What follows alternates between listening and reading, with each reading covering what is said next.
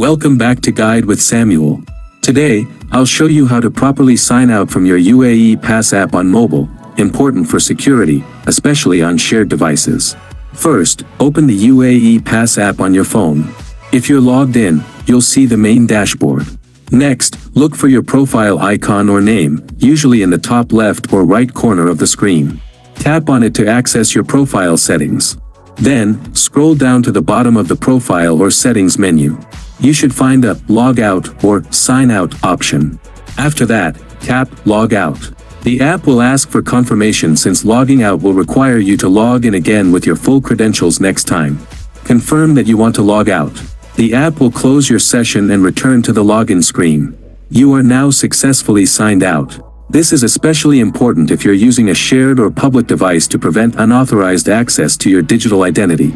If this logout tutorial helps secure your account, please like and subscribe. Thank you for watching.